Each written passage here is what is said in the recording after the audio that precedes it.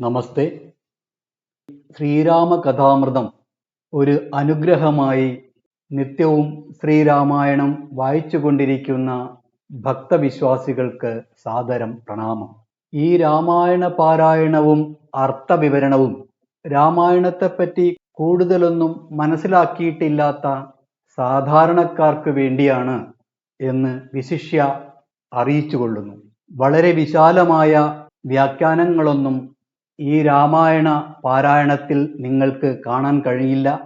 ഈ പാരായണത്തിലൂടെ കുറച്ചു പേർക്കെങ്കിലും ഉപയോഗപ്രദമാകുന്നു എന്ന് വരികയാണെങ്കിൽ തീർച്ചയായും ഇതിൻ്റെ ഉദ്ദേശം നടന്നു എന്ന് തന്നെ കണക്കാക്കാം. രാമായണ പാരായണത്തിൻ്റെ 25ാമത്തെ ഭാഗമാണ് ഇവിടെ അവതരിപ്പിക്കുന്നത്. കഴിഞ്ഞ ഭാഗങ്ങളിൽ പറഞ്ഞതുപോലെ രാമായണത്തിൽ അഹല്യാമോക്ഷത്തിൻ്റെ മഹത്വം അത്യധികം ഉയർന്നതാണ്. ജീവിത സാഹചര്യങ്ങളുടെ വേലിയേറ്റങ്ങളിൽ അറിയാതെയോ അറിഞ്ഞുകൊണ്ടോ പല തെറ്റുകളും പലരും ചെയ്തിട്ടുണ്ടാവാം. ആ തെറ്റുകളുടെ കർമ്മഫലങ്ങളിൽ നിന്നുള്ള മുക്തിക്കായി ദൈവം നമുക്ക് നൽകിയ രണ്ട് വർണ്ണാക്ഷര മന്ത്രമാണ് രാമമന്ത്രം. മഹിമയാർന്ന രാമമന്ത്രത്തിൻ്റെ കാരുണ്യം നമ്മുടെ ഓരോ ജീവിത സ്പന്ദനങ്ങളിലേക്കും ആവാഹിക്കപ്പെടട്ടെ എന്ന പ്രാർത്ഥനയോടുകൂടി ഈ ഭാഗം പാരായണം നമുക്ക് തുടങ്ങാം. ഹരിശ്രീ ഗണപതയേ നമ. അവിഘ്നമസ്തു. ശ്രീരാമ രാമ രാമ ശ്രീരാമചന്ദ്ര ജയ. ശ്രീരാമ രാമ രാമ ശ്രീരാമഭദ്ര ജയ. ശ്രീരാമ രാമ രാമ സീതാഭിരാമ രാമ. ശ്രീരാമ രാമ രാമ ലോകാഭിരാമ ജയ. ഭക്തനാം മുക്തിപ്രദൻ യുക്താനാം യോഗപ്രദൻ സക്താനാം ഭുക്തിപ്രദൻ സിദ്ധാനാം സിദ്ധിപ്രദൻ തത്വാധാരാത്മാദേവൻ സകല ജഗന്മയൻ തത്വജ്ഞൻ നിരുപമൻ നിഷ്കളൻ നിരഞ്ജനൻ നിർഗുണൻ നിശ്ചഞ്ചലൻ നിർമ്മലൻ നിരാധാരൻ നിഷ്ക്രിയൻ നിഷ്കാരണൻ നിരഹങ്കാരൻ നിത്യൻ സത്യജ്ഞാനൻ അനന്ത ആനന്ദാമൃതാത്മകൻ പരൻ സത്താമാത്രാത്മാ പരമാത്മ സർവാത്മാ വിഭു സച്ചിൽ ബ്രഹ്മാത്മാ സമസ്തേശ്വരൻ മഹേശ്വരൻ അച്യുതനാദിനാഥൻ സർവദേവതാമയൻ നിന്തിരുവടിയായത് എത്രയും മൂഢാത്മാവായ അന്ധയായുള്ളോരു ഞാൻ എങ്ങിനെ അറിയുന്നു നിന്തിരുവടിയുടെ തത്വം. എന്നാലും ഞാനോ സന്തതം ഭൂയോ ഭൂയോ നമസ്തേ നമോ നമാം. എത്ര കുത്രാപി വസിച്ചിടിലും എല്ലാ നാളും പൊൽത്തളിരടികളിൽ ഇളക്കം വരാതൊരു ഭക്തിയുണ്ടാകവേണം എന്നൊഴിഞ്ഞപരം ഞാൻ അർത്ഥിച്ചിടുന്നേനില്ല. നമസ്തേ നമോ നമാം. നമസ്തേ രാമ രാമ പുരുഷാധ്യക്ഷ വിഷ്ണു. നമസ്തേ രാമ രാമ ഭക്തവത്സല രാമ. നമസ്തേ ഹൃഷീകേശ രാമ രാഘവ രാമ. നമസ്തേ നാരായണ സന്തതം നമോസ്തുതേ. സമസ്ത കർമാർപ്പണം ഭവതി കരോമി ഞാൻ. സമസ്തമപരാധം ക്ഷമസ്വ ജഗൽപദേ. ജനന മരണ ദുഃഖാപഹം ജഗന്നാഥം ദീനനായകകോടി ചദൃശപ്രഭം രാമം. കരസാരസയുഗ സുധൃത ചരജാപം കരുണാകരം കാളജലദാഭാസം രാമം.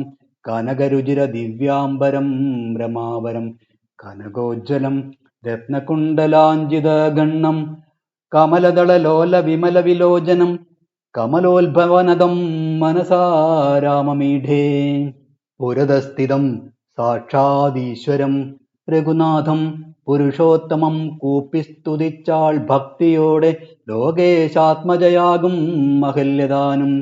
പിന്നെ ലോകേശ്വരാജ്ഞയാലേ പോയിതു പവിത്രയായി ഗൗതമനായ തൻ്റെ പതിയെ പ്രാപിച്ചുടൻ ആദിയും തീർത്തു വസിച്ചിടിനാൾ അഹല്യയും.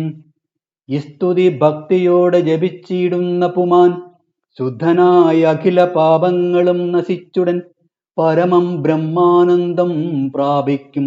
അത്രയല്ല വരും ഐഹിക സൗഖ്യം പുരുഷന്മാർക്കും നൂനം. ഭക്ത്യാനാഥനെ കൃതി സന്നിധാനം ചെയ്തുകൊണ്ട് സ്തുതി ജപിച്ചിടിൽ സാധിക്കും സകലവും. പുത്രാർത്ഥി ജപിക്കിലോ നല്ല പുത്രന്മാരുണ്ടാം. അർത്ഥാർത്തി ജപിച്ചിടിൽ അർത്ഥവും ഏറ്റമുണ്ടാം. ഗുരുതൽപകൻ കനകസ്ഥേയി സുരാപായി ധരണി സുരഹന്ത പിതൃമാതൃഹ ഭോഗി പുരുഷാധമൻ ഏറ്റമെങ്കിലും അവൻ നിത്യം പുരുഷോത്തമം ഭക്തവത്സലം നാരായണം ചേതസി രാമചന്ദ്രം ധ്യാനിച്ചു ഭക്ത്യാ ജപിച്ചാദരാൽ വണങ്ങുകിൽ സാധിക്കുമല്ലോ മോക്ഷം സദ്വൃത്തനെന്നായിടിൽ. പറയേണമോ മോക്ഷം സദ്യ സംഭവിച്ചിടും സന്ദേഹമില്ല ഏതും. ഇനി നമുക്ക് ഇത്രയും വായിച്ചതിൻ്റെ സാമാന്യ അർത്ഥങ്ങൾ എന്താണെന്നൊന്ന് നോക്കാം. ഭക്താനാം മുക്തിപ്രദൻ യുക്താനാം യോഗപ്രദൻ സക്താനാം ഭുക്തിപ്രദൻ സിദ്ധാനാം സിദ്ധിപ്രദൻ. ഭഗവാന്റെ അനന്തമായ ഗുണങ്ങളെക്കുറിച്ച് അഹല്യ സ്തുതിക്കുകയാണ്. ഭക്താനാം മുക്തിപ്രദൻ, ഭഗവാന്റെ പാദപത്മങ്ങളിൽ ഭക്തിയുള്ളവർക്ക് അവരുടെ സകല പാപങ്ങളിൽ നിന്നും മുക്തി നൽകുന്നവനാണ് ഭഗവാൻ. യുക്താനാം യോഗപ്രദൻ, ഭഗവാന്റെ സാക്ഷാത്കാരത്തിനായി ആത്മാവിൻ്റെയും പരമാത്മാവിൻ്റെയും യോഗാവസ്ഥയിൽ ബ്രഹ്മാനന്ദ അനുഭൂതി ആഗ്രഹിക്കുന്ന യോഗികൾക്ക് യോഗപ്രദനാണ്. സക്താനാം ഭുക്തിപ്രദൻ, ഭൗതികമായ ഐശ്വര്യങ്ങൾക്കായി പ്രാർത്ഥിക്കുന്നവർക്ക് അവർ ആഗ്രഹിക്കുന്ന തരത്തിലുള്ള ഭോഗവിലാസങ്ങൾ ഭഗവാൻ അനുഗ്രഹിക്കുന്നു. സിദ്ധാനാം സിദ്ധിപ്രദൻ, വിവിധ തരം സിദ്ധികൾക്കായി അങ്ങയെ ഉപാസിക്കുന്നവർക്ക് സിദ്ധി നൽകുന്നവനാണ്. തത്വാധാരാത്മാ, ജ്ഞാനേന്ദ്രിയങ്ങൾ, കർമ്മേന്ദ്രിയങ്ങൾ, പഞ്ചതന്മാത്രകൾ, മനസ്സ്, അഹങ്കാരം, ബുദ്ധി, ചിത്തം എന്നിങ്ങനെയുള്ള എല്ലാ തത്വങ്ങളും അങ്ങയിൽ അധിഷ്ഠിതമായിട്ടാണ് നിലനിൽക്കുന്നത്. ദേവൻ സകല ജഗന്മയൻ, ഈ കാണായ പ്രപഞ്ചം മുഴുവൻ വ്യാപിച്ചിരിക്കുന്ന ദിവ്യസ്വരൂപമാണ് അങ്ങ്. തത്വജ്ഞൻ, എല്ലാ തത്വങ്ങളും അറിയുന്നതായി അങ്ങു മാത്രമേയുള്ളൂ. നിരുപമൻ, അങ്ങയെ ആരെക്കൊണ്ട് ഉപമിക്കാനാണ്? ആരും തന്നെ അങ്ങേക്കു സമമല്ല തന്നെ. നിഷ്കളൻ, യാതൊരുവിധ കളങ്കങ്ങളും അങ്ങയിൽ ഏൽക്കുന്നില്ല. അങ്ങ് ശുദ്ധമായ ചൈതന്യമാണ്. നിരഞ്ജനൻ, യാതൊരു മാലിന്യങ്ങളും അങ്ങയിലില്ല. നിർഗുണൻ, ഈ പ്രപഞ്ചത്തിൽ കാണുന്ന ഗുണങ്ങളൊന്നും തന്നെ അങ്ങയിൽ കാണുന്നില്ല. അങ്ങ് പരിശുദ്ധമാണ്. നിശ്ചഞ്ചലൻ, ആദിയിൽ എപ്രകാരമാണോ അങ്ങ് സ്വയം സൃഷ്ടമായത് അതേ അവസ്ഥയിൽ യാതൊരു ഇളക്കവും വരാതെ ഒരേപോലെ എന്നെന്നും നിലനിൽക്കുന്നു. നിർമ്മലൻ, ആണവമലം, മായികമലം, കാർമികമലം എന്നിങ്ങനെയുള്ള യാതൊരുവിധ മാലിന്യങ്ങളും അങ്ങയെ സ്പർശിക്കുന്നില്ല. നിരാധാരൻ, അവിടുന്ന് ഈ സകല ജഗത്തിനും ആധാരമാണ്. എങ്കിലും യാതൊന്നിനെയും ആശ്രയിച്ചല്ല അവിടുന്ന് നിലകൊള്ളുന്നത്. നിഷ്ക്രിയൻ, ഈ ലോകത്തിന്റെ നിലനിൽപ്പ് തന്നെ കർമ്മങ്ങളിൽ അധിഷ്ഠാനപ്പെട്ടാണ് നിൽക്കുന്നത്. എങ്കിലും അങ്ങ് ഒന്നും തന്നെ ചെയ്യുന്നില്ല. പ്രപഞ്ചത്തിൽ എന്തു സംഭവിക്കണമെന്നാലും ഒരു കാരണം ആവശ്യമാണ്. അവിടുന്ന് ഒന്നിനും തന്നെ കാരണമാകുന്നില്ല.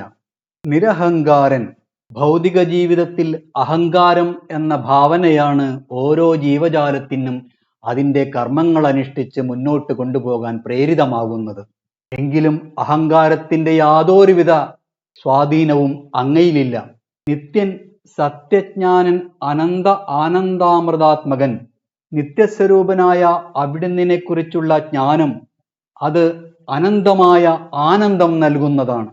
കാരണം അങ്ങ് ആനന്ദസ്വരൂപനാണ്. സത്താമാത്രാത്മാ പരമാത്മാ സർവാത്മാ വിഭു, സർവതിൻ്റെയും ആത്മസ്വരൂപമായ പരമാത്മാവായ അവിടുന്ന് ഉണ്ടെന്നു മാത്രം അറിയാനേ സാധ്യമാവൂ. സച്ചിത് ബ്രഹ്മാത്മാ സമസ്തേശ്വരൻ മഹേശ്വരൻ, സച്ചിദാനന്ദ ബ്രഹ്മസ്വരൂപമാണ്. സമസ്തേശ്വരനാണ്, മഹേശ്വരനാണ്. അച്യുതൻ ആദിനാഥൻ, ആദിനാഥനാണ്, അച്യുത സ്വരൂപമാണ്. സർവദേവതാമയൻ, നിന്തിരുവടിയായതെത്രയും മൂഢാത്മാവായ അന്ധയായുള്ളൊരു ഞാൻ എങ്ങനെ അറിയുന്നു? സർവദേവതാ സ്വരൂപങ്ങളിലും വിളങ്ങുന്ന ദിവ്യമായ ചൈതന്യം അവിടുന്ന് തന്നെയാണ് എന്നും അങ്ങനെയുള്ള ഭഗവാനാണ് ഇപ്പോൾ ഇവിടെ അവതരിച്ചിരിക്കുന്നത് എന്ന് മൂഢാത്മാവായ അന്ധയായ ഞാൻ എങ്ങനെ മനസ്സിലാക്കാനാണ്? ഞാൻ എങ്ങനെ അറിയുന്നു നിന്തിരുവടിയുടെ തത്വം? അങ്ങനെയുള്ള ഭവാന്റെ തത്വം ഞാൻ എങ്ങനെ അറിയാനാണ്? എന്നാലും ഞാനോ സന്തതം ഭൂയോ ഭൂയോ നമസ്തേ നമോ നമ. എങ്കിലും ആ പാദങ്ങളിൽ ഞാൻ വീണ്ടും വീണ്ടും നമസ്കരിക്കുകയാണ്. എത്ര കുത്രാപി വസിച്ചീടിലും എല്ലാ നാളും പൊൽത്തളിരടികളിൽ ഇളക്കം വരാതൊരു ഭക്തിയുണ്ടാക വേണം എന്നൊഴിഞ്ഞ പരം ഞാൻ അർത്ഥിച്ചിടുന്നേനില്ല. നമസ്തേ നമോ നമ. എത്ര കുത്രാപി വസിച്ചീടിലും, ഞാൻ എവിടെ താമസിക്കുകയാണെങ്കിലും അങ്ങയുടെ ദിവ്യമായ മൃദുപാദപത്മങ്ങളിൽ ഉറച്ച ഭക്തിയുണ്ടാക വേണമേ എന്നു മാത്രമേ ഞാൻ അപേക്ഷിക്കുന്നുള്ളൂ. മറ്റൊന്നും തന്നെ ഞാൻ പ്രാർത്ഥിക്കുന്നില്ല ഭഗവാനെ. നമസ്തേ രാമ രാമ പുരുഷാധ്യക്ഷ വിഷ്ണു. നമസ്തേ രാമ രാമ ഭക്തവത്സല രാമ. പുരുഷാധ്യക്ഷൻ എന്നത് പുരുഷ സൂക്തത്തിൽ വർണ്ണിച്ചിരിക്കുന്ന വിരാട സ്വരൂപമാണ്. ഈ പ്രപഞ്ചം മുഴുവൻ വ്യാപിച്ചിരിക്കുന്ന ആയിരമായിരം ശിരസ്സുകളും ആയിരമായിരം പാദങ്ങളും കൈകളും വർണ്ണിച്ചുകൊണ്ട് ഭഗവാന്റെ വിരാടമായ സ്വരൂപമാണ് പുരുഷാധ്യക്ഷൻ എന്ന പദത്തിലൂടെ അർത്ഥമാക്കുന്നത്. വിഷ്ണു, വിഷ്ണു എന്നാൽ വ്യാപിച്ചിരിക്കുന്നത് എന്നാണ്. ഈ പ്രപഞ്ചം മുഴുവൻ വ്യാപിച്ചിരിക്കുന്നത് കൊണ്ടാണ് ഭഗവാനെ വിഷ്ണു എന്ന് പറയുന്നത്. നമസ്തേ ഹൃഷീകേശ രാമ രാഘവ രാമ. നമസ്തേ നാരായണ സന്തതം നമോസ്തുതേ. സമസ്ത കർമാർപ്പണം ഭവതി കരോമി ഞാൻ. സമസ്തമപരാധം ക്ഷമസ്വ ജഗൽപദേ. എത്രമാത്രം അപരാധങ്ങൾ ചെയ്തു പോയാലും ഭഗവത് പാദങ്ങളിൽ സമർപ്പിക്കപ്പെടുന്ന ഭക്തിയിൽ എല്ലാ പാപങ്ങളും കഴുകപ്പെടും. അതുകൊണ്ട് തന്നെ അഹല്യ അപേക്ഷിക്കുകയാണ് സമസ്തമപരാധം ക്ഷമസ്വ ജഗൽപദേ. ജനന മരണ ദുഃഖാപഹം ജഗന്നാഥം ദിനനായക കോടി സദൃശപ്രഭം രാമം. ഈ സംസാരത്തിൽ ജനിക്കുകയും മരിക്കുകയും ചെയ്യുന്ന ജനന മരണ ചക്രങ്ങളിൽപ്പെട്ട് പീഡയനുഭവിച്ചു കൊണ്ടിരിക്കുന്ന ജീവാത്മാവിന്റെ ദുഃഖങ്ങൾ കരുതി വരുത്തി ജനന മരണങ്ങളില്ലാത്ത ഒരു സായുജ്യ പദവിയിലേക്ക് ഉയർത്തി അനുഗ്രഹിക്കുന്ന ഭഗവാൻ ഈ ജഗത്തിന്റെ നാഥനാണ്. അങ്ങനെയുള്ള ഭഗവത് സ്വരൂപം ദിനനായക കോടി സദൃശപ്രഭം, ഒരു കോടി സൂര്യന്മാരുടെ തേജസ്സോടുകൂടി കരസാരസയുഗം സുധൃത ശരചാപം, താമര പോലെ ഇരിക്കുന്ന മൃദുലമായ ഇരു കൈകളിലും അമ്പും വില്ലും പിടിച്ചുകൊണ്ട് കരുണാകരം കാരുണ്യസ്വരൂപനായി രാമം കനകരുചിര ദിവ്യാംബരം, മനോഹരങ്ങളായ ദിവ്യവസ്ത്രങ്ങൾ ധരിച്ച് രമാവരം കനകോജ്വലം, ലക്ഷ്മീപതിയായ ഉജ്ജ്വലമായ ശോഭയോടുകൂടിയ രത്നകുണ്ടലാഞ്ജിതഗണ്ണം, പ്രഭയാർന്ന രത്നകുണ്ടലങ്ങളെ കൊണ്ട് ശോഭിക്കുന്ന കവിൾത്തടങ്ങളും, കമലദല ലോല വിമല വിലോചനം, താമരയുടെ ഇതളുകൾ പോലെ മൃദുവായ വിമലമായ പരിശുദ്ധമായ നയനങ്ങളോടുകൂടിയ കമലോത്ഭവനദം, കമലോത്ഭവനാൽ ബ്രഹ്മാവിനാൽ പോലും നമിക്കപ്പെടുന്ന രാമദേവനെ ഞാൻ മനസാ പൂജിക്കുന്നു. പുരതസ്ഥിതം സാക്ഷാദീശ്വരം രഘുനാഥം പുരുഷോത്തമം. മുന്നിൽ നിൽക്കുന്ന സാക്ഷാൽ സർവേശ്വരൻ തന്നെയായ രഘുവംശതിലകമായ പുരുഷോത്തമനായ ശ്രീരാമദേവനെ കൂപ്പിസ്തുതിച്ചാൽ ഭക്തിയോടെ ലോകേശാത്മജയാകും അഹല്യതാനും. ലോകേശാത്മജയായ ബ്രഹ്മനന്ദിനിയായ അഹല്യ വളരെ ഭക്തിയോടെ കൈകൾ കൂപ്പി ശ്രീരാമദേവനെ സ്തുതിച്ചു. പിന്നെ ലോകേശ്വരാജ്ഞയാലെ പോയിതു പവിത്രയായി ഗൗതമനായ തന്റെ പതിയെ പ്രാപിച്ചുടൻ ആദിയും തീർത്തു വസിച്ചിടിനാൾ അഹല്യയും. ലോകേശ്വരനായ ശ്രീരാമദേവന്റെ ആജ്ഞയനുസരിച്ച് അഹല്യ തന്റെ പതിയായ ഗൗതമന്റെ അടുത്തു പോവുകയും സസന്തോഷം ഒരുമിച്ചു വസിക്കുകയും ചെയ്തു. ഈ സ്തുതി ഭക്തിയോടെ ജപിച്ചിടുന്ന പൂമാൻ ശുദ്ധനായി അഖില പാപങ്ങളും നശിച്ചുടൻ പരമം ബ്രഹ്മാനന്ദം പ്രാപിക്കും. ഈ അഹല്യാസ്തുതി ഭക്തിയോടെ ജപിച്ചു കൊണ്ടിരിക്കുന്ന ഭക്തവിശ്വാസികൾ ശുദ്ധരായി സകല പാപങ്ങളും തീർന്ന് പരമമായ ബ്രഹ്മപദവിയിലേക്ക് ഉയർത്തപ്പെടും. അത്രയല്ല, വരും ഐഹിക സൗഖ്യം പുരുഷന്മാർക്കും നൂനം. ഭൗതികമായ സുഖ ഐശ്വര്യങ്ങളും ഇതിലൂടെ അനുഭവിക്കാൻ സാധിക്കുമെന്നുള്ളത് തീർച്ചയാണ്. നമ്മുടെ ജീവിതത്തിൽ നിന്നും പാപങ്ങളുടെ കറകൾ കഴുകപ്പെടാതെ ഒരു മോക്ഷം സാധ്യമല്ല. ഈ സ്തുതികൾ ജപിക്കുന്നതിലൂടെ മോക്ഷം പ്രാപിക്കും എന്ന് പറഞ്ഞാൽ ഭൗതികമായ എല്ലാ കാര്യങ്ങളും നിറവേറി പിന്നീട് ആഗ്രഹങ്ങളൊന്നും അവശേഷിക്കാത്തതിനാൽ പൂർണ്ണ സംതൃപ്തിയോടുകൂടി ഭഗവാനെ ശരണം പ്രാപിക്കാൻ ഇടവരുകയും പരമമായ മുക്തി ലഭിക്കുകയും ചെയ്യും. ശ്രീ വാൽമീകി മഹർഷി രാമമന്ത്രത്തിലൂടെ ആദികവി എന്ന പദവിയിലേക്കാണ് എത്തിയതെങ്കിൽ തികച്ചും ഭൗതികമായ അപരാധത്തിൻ്റെ പാപത്തിൽ നിന്ന് കരകയറി വീണ്ടും സുഖമായ ഒരു കുടുംബജീവിതം അനുഭവിക്കാനാണ് അഹല്യയ്ക്ക് രാമമന്ത്രം സഹായമായത്. ഇതിനർത്ഥം രാമായണം പ്രായമാകുമ്പോൾ വാർദ്ധക്യത്തിലെത്തുമ്പോൾ മോക്ഷത്തിനായി വായിക്കാൻ മാത്രമായിട്ടുള്ളതല്ല.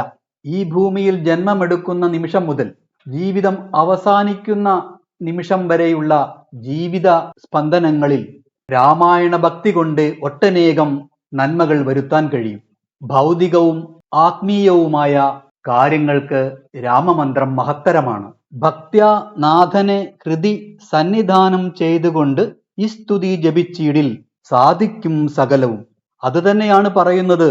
പൂർണ്ണമായ ഭക്തിയോടെ ഭഗവത് പാദങ്ങളെ സ്മരിച്ചുകൊണ്ട് നിത്യവും രാമമന്ത്രം ജപിക്കുകയാണെങ്കിൽ, രാമായണം വായിക്കുകയാണെങ്കിൽ എല്ലാ അഭീഷ്ട കാര്യങ്ങളും നടക്കും.